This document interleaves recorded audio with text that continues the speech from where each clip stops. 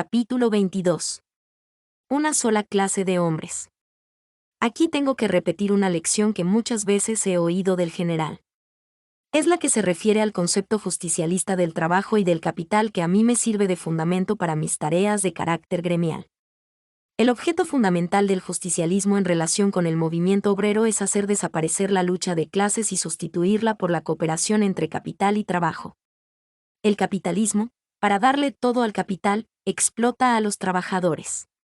El comunismo, para solucionar el problema, ideó un sistema de lucha que no terminará sino cuando haya una sola clase social, pero a esto se llega por la destrucción, que es efecto de una lucha larga, y sin cuartel, entre capital y trabajo. El justicialismo, en cambio, quiere también llegar a una sola clase de hombres, la de los que trabajan. Esta es una de las verdades fundamentales del peronismo. Pero no quiere llegar por la lucha sino por la cooperación. No queremos una sola clase proletaria sino una sola clase de hombres desproletarizados que vivan y trabajen dignamente. Que los obreros ganen para vivir honradamente como personas humanas y que los patrones se conformen con ganar tan bien como para mantener la industria, progresar y vivir dignamente. Dignamente, pero no principescamente. No queremos que nadie explote a nadie y nada más. Esto es lo que Perón ha querido asegurar para su pueblo y ha quedado bien asentado en la nueva Constitución.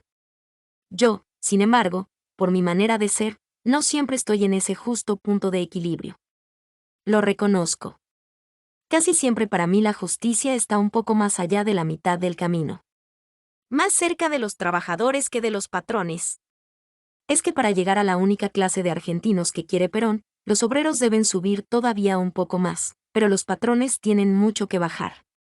Lo cierto es que yo, que veo en cada obrero a un descamisado y a un peronista, no puedo ver lo mismo, si no está bien probado, en un patrón. Soy sectaria, sí. No lo niego, y ya lo he dicho. ¿Pero podrá negarme a alguien ese derecho? ¿Podrá negarse a los trabajadores el humilde privilegio de que yo esté más con ellos que con sus patrones? Si cuando yo busqué amparo en mi amargo calvario de 1945, ellos, solamente ellos, me abrieron las puertas y me tendieron una mano amiga. Mi sectarismo es además un desagravio y una reparación. Durante un siglo los privilegiados fueron los explotadores de la clase obrera. Hace falta que eso sea equilibrado con otro siglo en que los privilegiados sean los trabajadores. Cuando pase este siglo creo que recién habrá llegado el momento de tratar con la misma medida a los obreros que a los patrones, aunque sospecho que ya para entonces el justicialismo habrá conseguido su ideal de una sola clase de hombres, los que trabajan. No tengo aspiraciones de profeta, pero estoy firmemente convencida de que, cuando el siglo se cumpla, los hombres recordarán con cariño el nombre de Perón, y lo bendecirán por haberles enseñado a vivir. Capítulo 23. Descender. Algunos suelen pensar, y aún me lo han dicho ingenuamente, que al tratar con los obreros realizo un sacrificio demasiado grande y demasiado generoso. Más de una vez, sobre todo al principio de mi trabajo, cuando mis visitantes no conocían mis respuestas, fue pronunciada en mi presencia la palabra descender. Desciende generosamente hasta los obreros, decían. O en forma de consejo. Tal vez no sea conveniente que usted haga el gran sacrificio de descender hasta ellos. Sé que a veces bastó por toda respuesta la indignación de una mirada. Otras veces la indignación llegó hasta las palabras mismas y reconozco que fui dura en esto, incluso con algunos amigos que no me comprendían. Ni me sacrifico, ni desciendo. Nada del trato con los obreros me resulta desagradable. Son hombres sencillos, sí. Dicen las cosas crudamente, estoy de acuerdo. No andan con muchos rodeos para decir lo que piensan, pues no aprendieron todavía a mentir. Cuando yo no he cumplido alguna vez, incluso me lo han dicho y han sabido decírmelo sin que me sintiera ofendida. Yo nunca he seleccionado a los obreros que me visitan. Sé que a veces han venido a verme aún algunos comunistas infiltrados entre los peronistas. Pero nunca he sido ofendida por una sola palabra. Hemos discutido a veces en forma enérgica y durante largo rato sobre problemas de mucha gravedad, pero nunca he tenido que descender a recoger una baja expresión torpe o indigna. La gente oligárquica, que cree que desciendo por tratar con los obreros, aprendería mucho de ellos y tal vez, aunque esto lo digo sin ninguna esperanza, tal vez subiría un poco en honradez y en dignidad.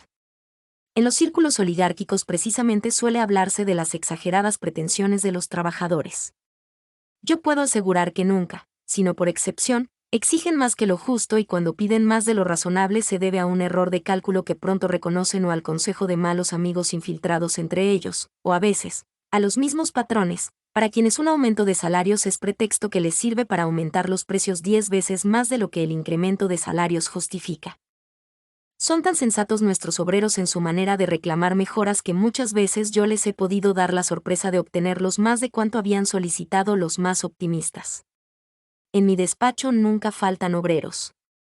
Yo los veo muchas veces conversar con los ministros, con altos funcionarios, embajadores, visitantes ilustres y aún famosos. Me gusta ver cómo los obreros no temen el trato de nadie y se sienten iguales y ¿por qué no? Creo que a veces, en mi despacho, se sienten más que los otros porque allí ellos tienen un privilegio. Los demás pueden aspirar al derecho de mi amistad, los obreros saben que tienen ya derecho a un poco más que mi amistad, y es mi cariño. Viendo cómo los obreros tratan y aprecian a los demás he aprendido mucho.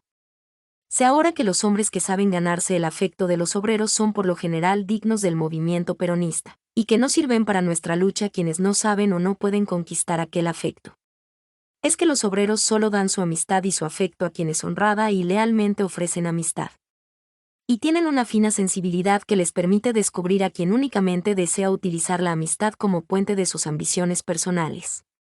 Yo podría escribir días enteros acerca de los 1000 ínfimos detalles de mi labor sindical.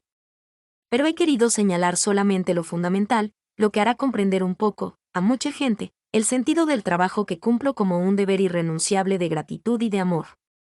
Pero nadie tendrá una idea exacta de todo esto si no ha tenido oportunidad de conocer el alma generosa y noble de los hombres a quienes el trabajo ha hecho dignos como no pueden serlo sino quienes trabajan. A esa dignidad no se puede descender. Es tan absurdo como si alguien dijese, voy a descender a la Concagua. A esa dignidad solo puede ascenderse, y mi principal ambición es subir cada día un poco más. Capítulo 24. La tarde de los miércoles. Todos los miércoles por la tarde el general Perón atiende exclusivamente a los trabajadores agremiados. La Casa de Gobierno, en esas tardes, adquiere un aspecto especial. Porque habitualmente las audiencias del presidente de la República son concedidas individualmente, aunque no faltan nunca las visitas de núcleos más o menos numerosos de personas. Pero en la tarde de los miércoles las audiencias son siempre numerosas, tanto como por la cantidad de las mismas como por la cantidad de obreros de cada delegación. Es, por otra parte, la única tarde de la semana en que mi trabajo se desarrolla cerca del general. Tal vez convenga que mis lectores conozcan algunos detalles de este trabajo mío y en qué consiste.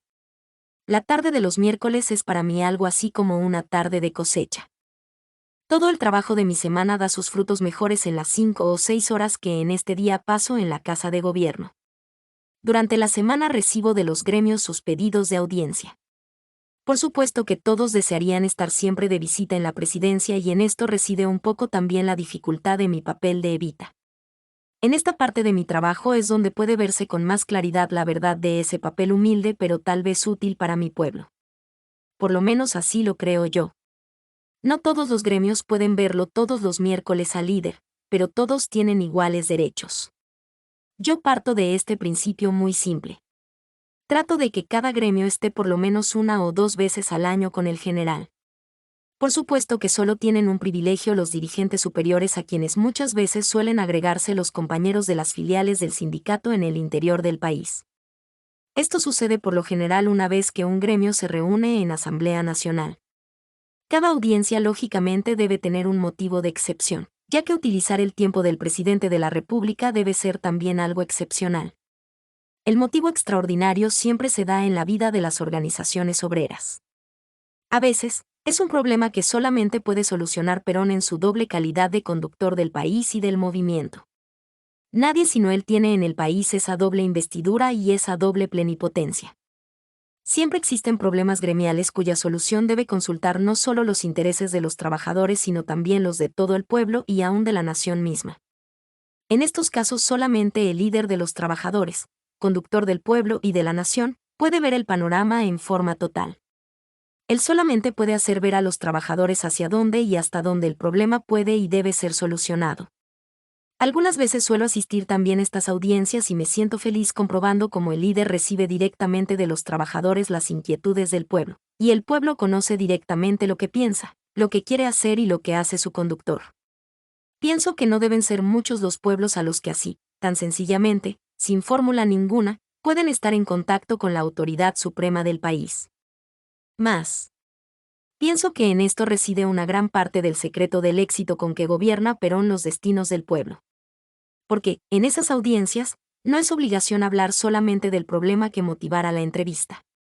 El mismo general pregunta a sus visitantes acerca de cualquiera de los problemas que preocupan su atención de gobernante y de conductor en esos momentos. A veces, se habla del costo de la vida, o de los salarios en general o de política internacional. Tal vez por eso, en cierto momento, ante una inquietud internacional que se cernía sobre el país, Perón pudo decir a los argentinos: yo no haré sino lo que el pueblo quiera. Y bastó eso para que todo el país se tranquilizara. El pueblo sabe muy bien que Perón conoce lo que quiere su pueblo. Otras veces, las audiencias gremiales tienen como motivo hacer pasar al presidente el estado de las actividades de la organización. Todo el año los gremios trabajan por su propio mejoramiento. Así, por ejemplo, además de sus esfuerzos por el aumento de sus salarios y condiciones de trabajo, construyen sus sanatorios, policlínicos, organizan sus cooperativas y mutualidades, sus escuelas de capacitación sindical, sus bibliotecas, sus clubes, etc., y se sienten felices cuando pueden llevar a quien les ha señalado el camino los resultados de haber escuchado sus consejos de amigo y de líder. En otras ocasiones, la audiencia tiene por objeto llevar al presidente las conclusiones de una asamblea nacional del gremio. En estos casos por lo general asisten delegados de todo el país y entonces yo suelo estar también en la entrevista. En estas circunstancias oímos primero a los dirigentes del gremio, quienes le hacen conocer al presidente de la nación, que para ellos es siempre el querido coronel de la Secretaría de Trabajo y Previsión y además primer trabajador argentino, todo lo que la Asamblea Nacional ha resuelto. Después Perón suele hablarles largamente sobre los temas del momento nacional haciéndoles saber así cómo van las cosas. Esto es muy útil para todos porque cada delegado obrero lleva así a un rincón distinto del país la palabra del líder, en una versión directa. Muchas veces incluso el general habla a los trabajadores de temas que solamente pueden ser tratados en una conversación directa y privada. De esta manera el pueblo sabe todo cuanto su conductor piensa acerca de todos sus problemas, incluso de aquellos sobre los cuales nadie, excepto el presidente, podría decir una sola palabra autorizada. Con excepción de estas audiencias numerosas, a las que asisto solo cuando el presidente me invita, yo no estoy presente en las visitas que los gremios hacen al líder en la tarde de los miércoles. Y no vaya a creerse que no sean mis deseos estar con ellos.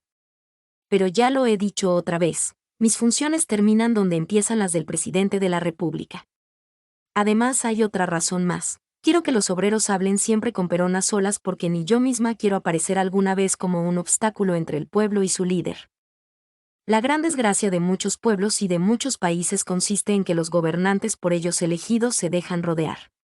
Bien o mal rodeado, un gobernante que se deja rodear establece un obstáculo entre él y su pueblo. Si hay un deseo y un propósito firmísimo en Perón es precisamente que entre él y su pueblo nada ni nadie se interponga. Por eso yo misma solo conduzco a él.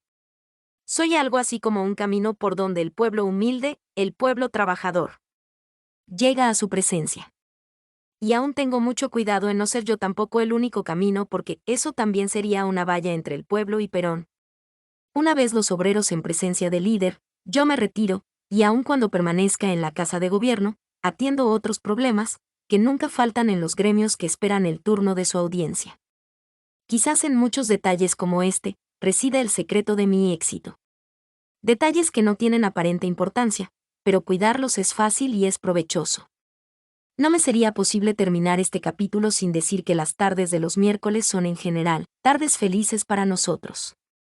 Al término de la jornada regresamos juntos, el líder y yo, a nuestra residencia privada y yo me gozo viéndole satisfecho y alegre, el contacto con sus descamisados, con los grasas, como los mismos obreros suelen llamarse a sí mismos, le reconforta.